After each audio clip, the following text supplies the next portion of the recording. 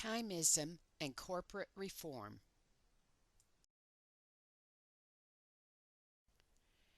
As a business concept, corporations go back thousands of years to Rome and beyond to Greece.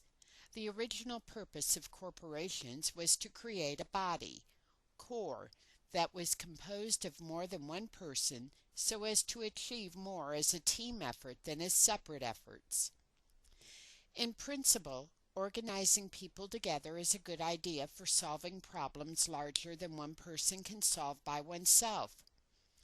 In principle, people are supposed to receive a portion of ownership and profits in accordance to their contributions to the corporation. This shared ownership of organized corporation is usually known as capitalism. Understanding simple, basic capitalism can show how capitalism evolved into its antithesis, that is, decapitalism.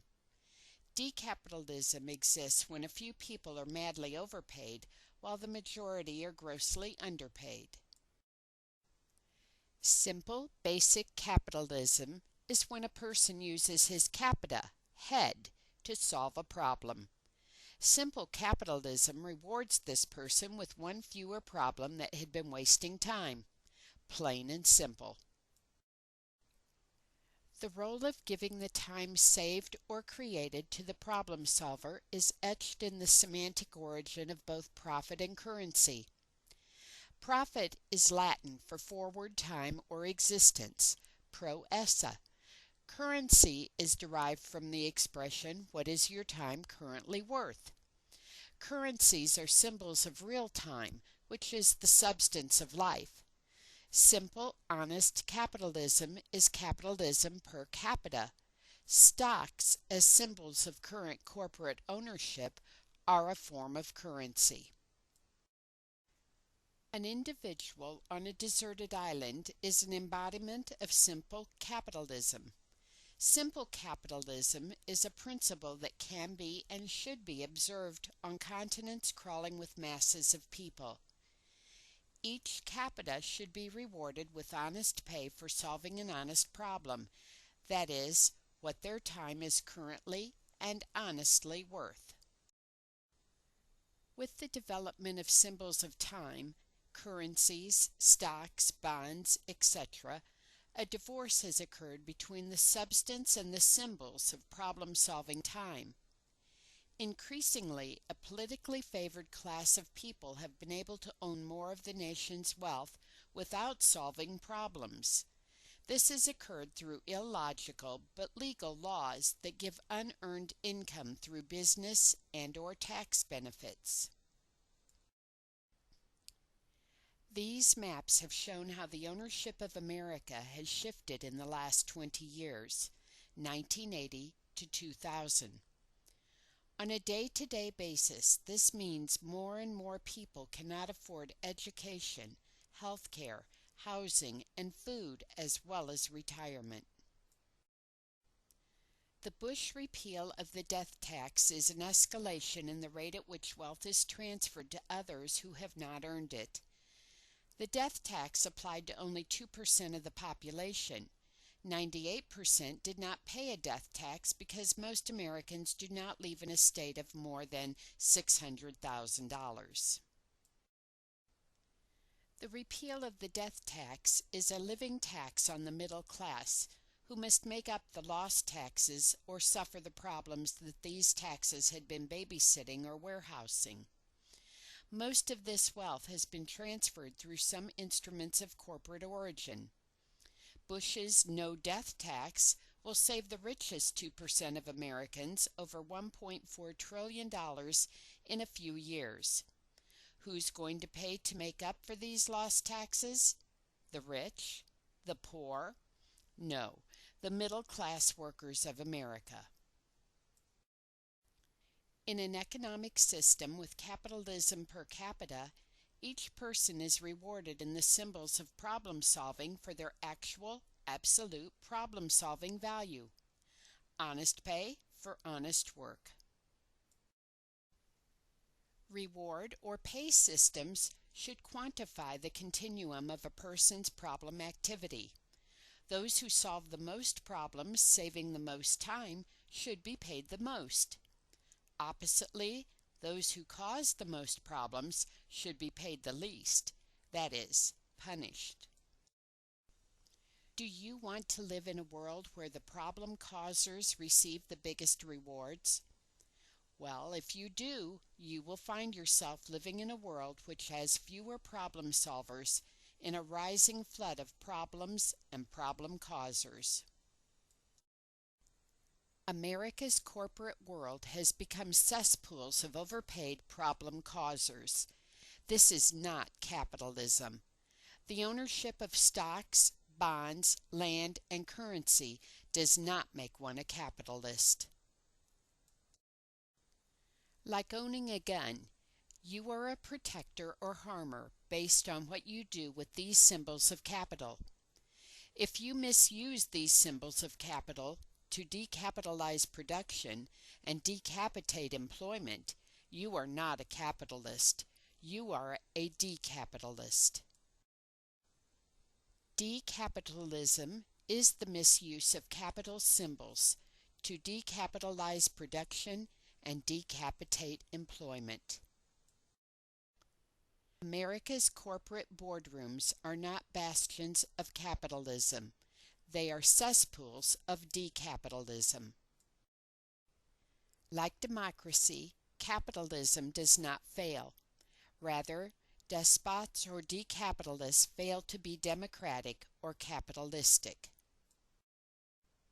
Following is a listing of the many ways that capitalism has been corrupted within corporations to foster decapitalism as corporate thieves chase unearned dollars.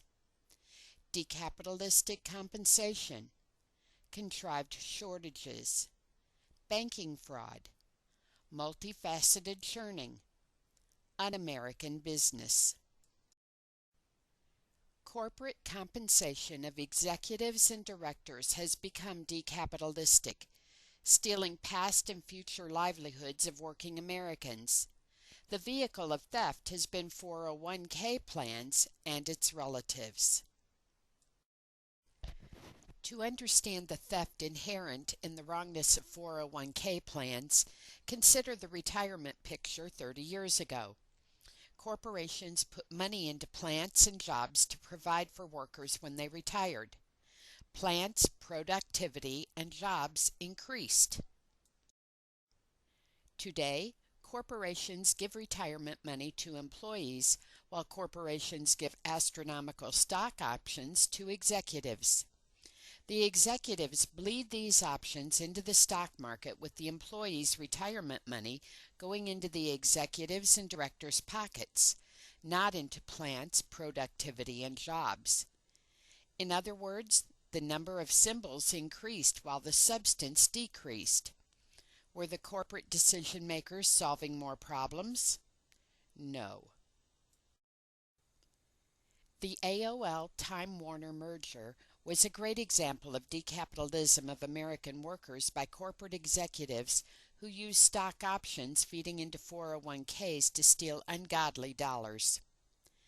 The top 5 executives in AOL and Time Warner cashed out $1.8 billion in 1 year at prices of upwards of $45, for which they had paid a few pennies or nothing.